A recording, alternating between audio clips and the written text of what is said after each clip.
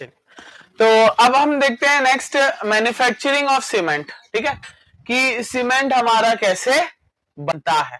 ठीक है, तो सबसे पहले आप क्या करोगे, सबसे पहले आप सारे इंग्रेडिएंट को मिक्स कर दोगे। ठीक है, सबसे पहले आप क्या करोगे, सबसे पहले आप करोगे मिक्सिंग। ठीक है, सबसे पहले आप क्या कर दोगे, अच्छे से मिक्स कर दोगे उसको। ठीक है, मिक्सिंग कर दोगे। अब मिक्सिंग करने के बाद आप क्या करोगे, उसको जला दोगे। ठीक है, बर्न कर दोगे। बर्न करने से क्या होगा, बर्निंग करने से क्या होगा, उसमें क्लिंकर बनेगा। ठीक है, बर्निंग करने से क्या होगा, क्लिंकर फॉर्म होगा। ठीक है, अब इस क्लिंकर को, बर्निंग उतना अच्छे से दिख नहीं रहा है क्या,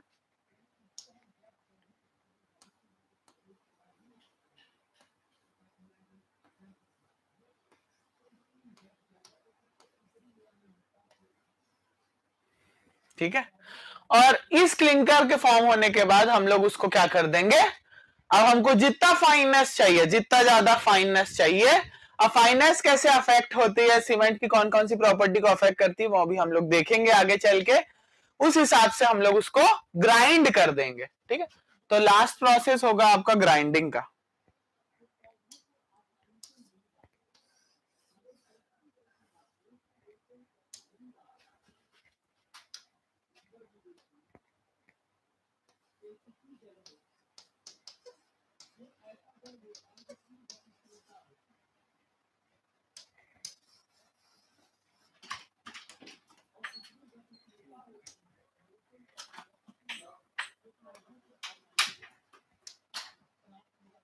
ग्राइंडिंग,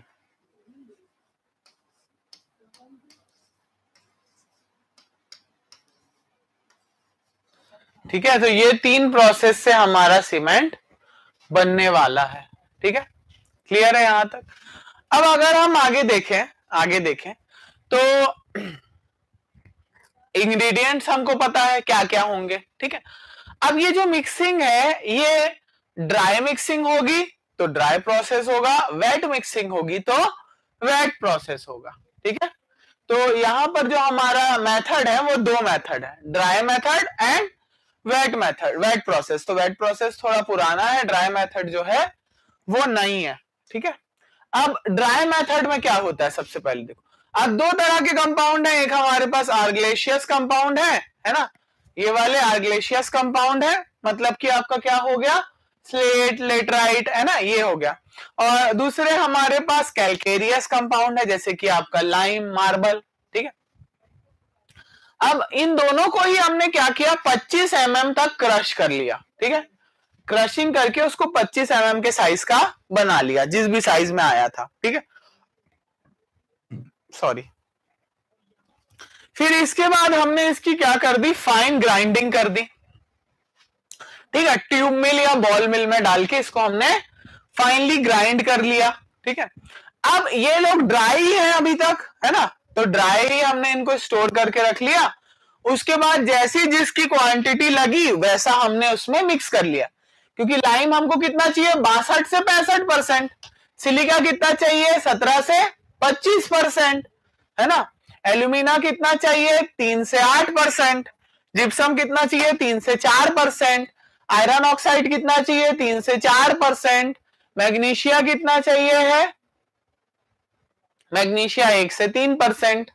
ठीक है, सल्फर 1 से 3, और अल्कली 0.2 से 1%। ठीक है, तो उस हिसाब से हमने यहां पर मिक्स कर लिया करेक्ट प्रोपोर्शन में। अब मिक्स करने के बाद उसको हीट किया 800 डिग्री सेल्सियस पे। ठीक है, फिर किलन में ले जाके 1400-1500 डिग्री तक किया, तो उसके क्लिंकर बन गए। अब ठीक है, अब उसके क्या बन गए, क्लिंकर फॉर्म हो गए। अब ये क्लिंकर क्या करेंगे, ये क्लिंकर को अब हम लोग ग्राइंड कर देंगे और ज्यादा। ठीक है, ये क्लिंकर को हम लोग और ज्यादा ग्राइंड कर देंगे, जितना हमको फाइन सीमेंट चाहिए। ठीक है, बस, और फिर उसके बाद उसको भर के स्टोर कर देंगे। सिंपल है प्रोसेस। सबसे पहले क्या किया, कैलकेरियस और आर्गलेशियस कंपाउंड को मिला, क्रश किया। ठीक है, उसके बाद उसको फाइन ग्राइंड किया और अलग अलग स्टोरेज में भर के रख दिया, अलग अलग मटेरियल को। फिर अब जब बनाना था तब अब फिक्स प्रोपोर्शन में निकाला, उसको गर्म किया 1400-1500 डिग्री में, और फिर उसके बाद जब उसका क्लिंकर बन गया तो उसको ग्राइंड कर दिया। सिंपल है। अब सेम यही चीज वेट प्रोसेस में होती है। चलो पॉज मार के लिख लो, इसको भी लिख लो, इसको यहां से लिख लो शुरू से।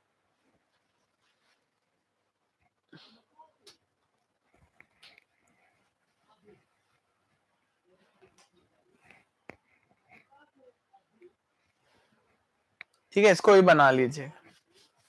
चलिए अब आगे देखते हैं। तो अब वेट प्रोसेस में क्या होता है, हम इसको क्रश तो करते हैं 25 mm तक, ठीक है, और स्टोर कर लेते हैं। इस बार हम लोग ने इसको फाइनली ग्राइंड नहीं किया, ठीक है। उसके बाद पानी डाल के इसकी स्लरी बना, फिर इसके बाद इसको बॉल मिल में वेट ग्राइंडिंग करी, ठीक है, तो वो पानी मिल के ग्राइंडिंग करी तो इसकी स्लरी बन गई। अब स्लरी को किलन में डाला तो 1400 तो क्लिंकर बन गया, क्लिंकर को फाइनली ग्राइंड करके बैग में भर के भेज दिया। सिंपल था, सिंपल है कि नहीं है। चलिए इसको भी नोट कर लेंगे, ठीक है। तो इसमें हमने क्या किया, पहले क्रश करके स्टोर कर लिया, फिर जब जैसा बनाना था उस हिसाब से उस प्रपोर्शन में लिया और पानी मिला के उसको ग्राइंड कर दिया, ठीक है। पानी मिला के ग्राइंड करने के बाद उसको क्लिंकर उसको किलन में गर्म कर दिया 1400-1500 डिग्री में, तो उसका क्लिंकर बन गया और फिर उसको ग्राइंड करके सीमेंट बैग में भर के भेज दिया, ठीक है। चलिए अब देख लेते हैं हम लोग टेस्टिंग ऑफ सीमेंट, ठीक है। ये तो था आपका मैन्युफैक्चरिंग सिंपल प्रोसेस था। अब हम देख लेते हैं टेस्टिंग। तो टेस्टिंग कितने तरह की होती है वो एक बार हम लोग देख लेते हैं, ठीक है। तो यहां पर हम देख रहे हैं ये है टेस्टिंग ऑफ सीमेंट।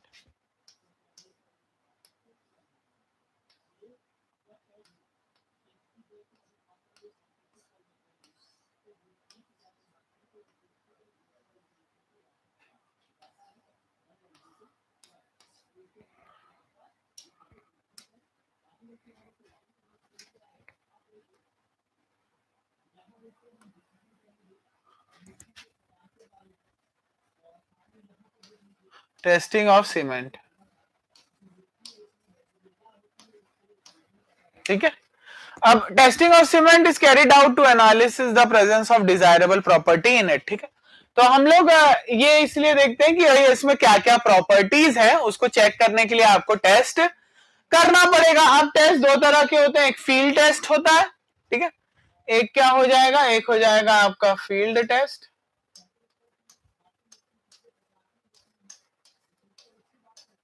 एक हो जाएगा आपका फील्ड टेस्ट, है ना, और दूसरा हो जाएगा lab test.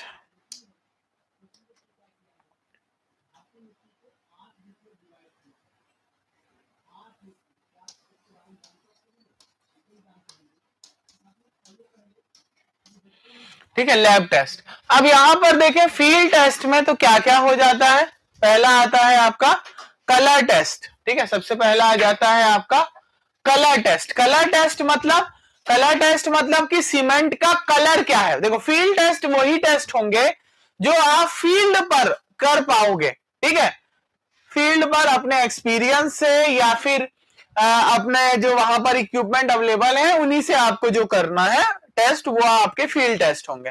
Lab test lab में होंगे, ठीक है।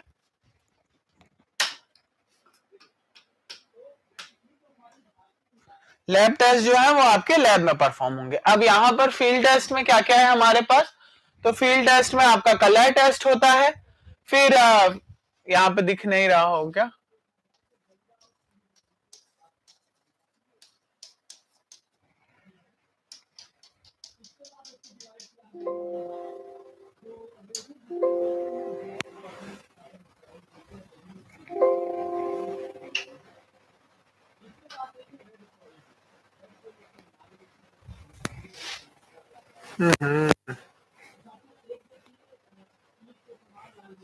चलिए तो पहला हो जाएगा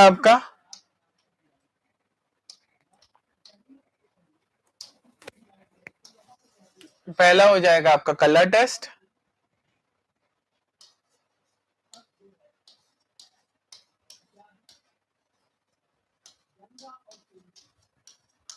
दूसरा हो जाएगा फिजिकल प्रॉपर्टी,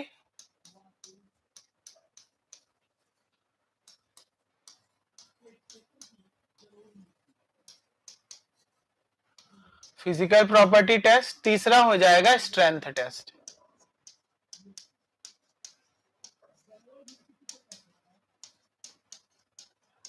आई थिंक मुझे लग रहा था विजिबल नहीं है इसलिए मैंने लिख दिया, ठीक है।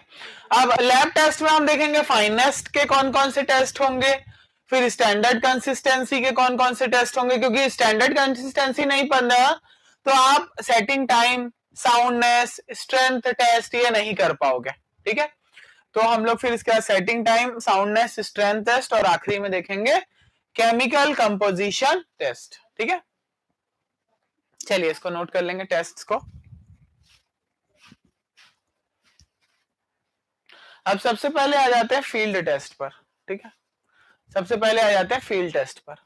तो फील्ड में आपके सीमेंट का कलर कैसा होना चाहिए, यूनिफॉर्मली ग्रे कलर का होना चाहिए आपका सीमेंट, ठीक है। आपका जो सीमेंट है वो कैसा होना चाहिए, यूनिफॉर्मली ग्रे कलर का होना चाहिए, ठीक है।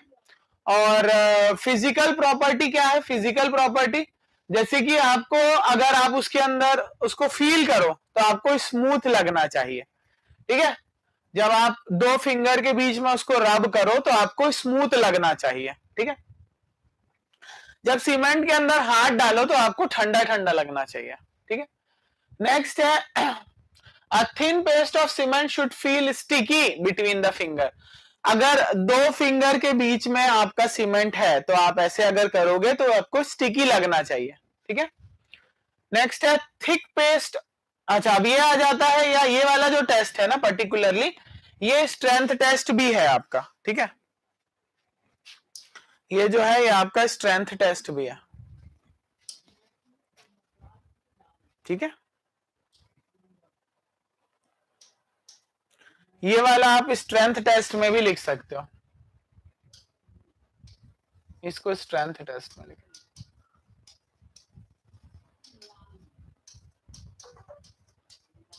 ठीक है। तो a thick paste of cement over glass plate when immersed in water for 24 hours, ठीक है।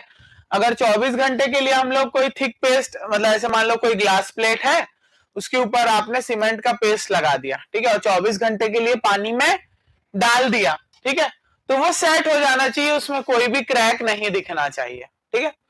और अगर मान लो आपने सीमेंट बैग में से हाथ डाला और एक मुट्ठा सीमेंट निकाला और उसको बाल्टी में डाला, ठीक है, तो वो शुरू में क्या होना चाहिए, थोड़ा फ्लोट होना चाहिए, उसके बाद डूब जाना चाहिए, है ना, सिंक हो जाना चाहिए।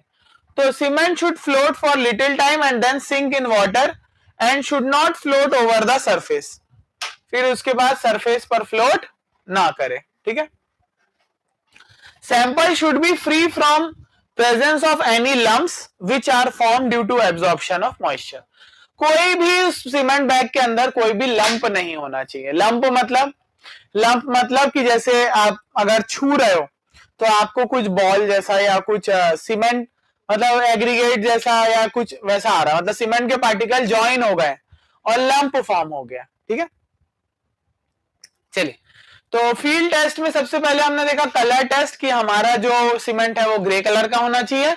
फिजिकल टेस्ट में सबसे पहले देखा कि अगर दो उंगली के बीच में रब करो तो स्मूथ लगना चाहिए, है ना, सीमेंट के अंदर हाथ डालो तो ठंडा लगना चाहिए, ठीक है। फिर अगर पेस्ट थिन पेस्ट है और दो फिंगर के बीच में तो स्टिकी होना चाहिए, ठीक है। फिर स्ट्रेंथ टेस्ट में एक ये भी टेस्ट है कि आप एक थिक सीमेंट पेस्ट ग्लास के ऊपर लगाओ और पानी के अंदर डाल दो 24 घंटे के लिए, उसमें कोई भी क्रैक नहीं आना चाहिए, ठीक है। और अगर मान लो एक बाल्टी पानी है और आपने फिर उसमें सीमेंट डाला है तो वो शुरू में फ्लोट होना चाहिए, उसके बाद डूब जाना चाहिए, ओके। और sample should be free from presence of any lump, कोई लम्प्स नहीं होने चाहिए, ठीक है। चलिए तो ये हो गया आपका टेस्ट, फील्ड टेस्ट। अब स्ट्रेंथ टेस्ट देखते हैं हम लोग। स्ट्रेंथ टेस्ट में आप क्या करोगे, एक ब्लॉक बना लोगे, ठीक है, कितना 200 mm लंबा और इसका क्रॉस सेक्शन जो है वो 25-25 mm का होगा, ठीक है। ये जो डिस्टेंस है ये 200 mm हो जाएगा और ये जो इसका क्रॉस सेक्शन है वो कितना होगा, वो हो जाएगा 25 mm और 25 mm, ठीक है, 25 mm हो जाएगा। अब उसके बाद क्या करना है, for a given sample of cement and immersed it in water for 7 days। उसके बाद हम इसको पानी में डाल देंगे 7 दिन के लिए, ठीक है। उसके बाद पानी से सैंपल को निकाल लेना है और 150 mm दूर दो सपोर्ट के बीच में रखना है। यहां ये दो सपोर्ट के बीच में डिस्टेंस कितना होगा, 150 mm का होगा, ठीक है। ये जो हमारे दो सपोर्ट है, ये दोनों सपोर्ट, इनके बीच का डिस्टेंस कितना होगा, 150 mm का होगा, ठीक है।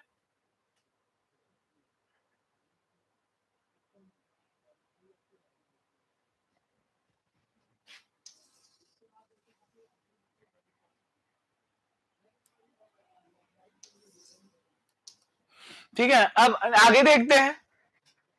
तो अब इसमें क्या करोगे, आप लोड लगाओगे, कितना लोड लगाओगे, 340 न्यूटन का लोड लगाओगे और ये टूटना नहीं चाहिए, ठीक है। So for a given sample of cement must not show any sign of failure when subjected to centre point load of 340 newton, है ना, 340 न्यूटन का लोड लगाओगे। पहले तो आप क्या करोगे, एक सीमेंट का ब्लॉक बनाओगे। क्या होगा ब्लॉक का साइज, 25 25 200, ठीक है। उसके बाद उसको 150 mm के दो सपोर्ट के ऊपर, जो 150 mm दूरी पर है, उन दो सपोर्ट के ऊपर उसको रख दोगे। ऊपर से 340 न्यूटन का लोड लगाओगे, कोई भी फेलियर नहीं आना चाहिए, ठीक है। अब आपके आ जाते हैं सारे के सारे लैब टेस्ट, ठीक है। चलिए ठीक है, तो हम लोग लैब टेस्ट जो है वो नेक्स्ट क्लास में देखेंगे, ठीक है। तो वो आपका हो जाएगा नेक्स्ट टॉपिक।